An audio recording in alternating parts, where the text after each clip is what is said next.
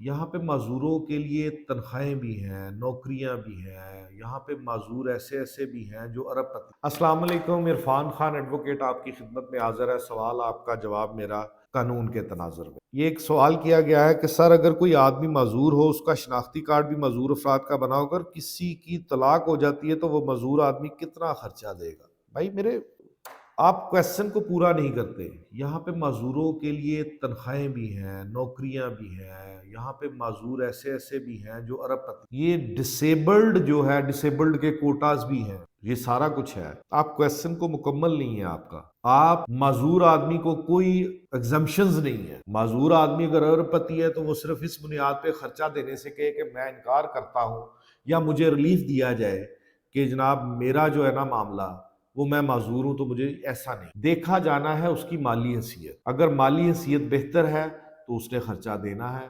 خرچہ ہمیشہ مالی حیثیت کے مطابق دیا جاتا ہے، معذور یا تندرست شخص کو دیکھ کے خرچہ نہیں دیا۔ امید کرتا ہوں آپ کے سوال کا جواب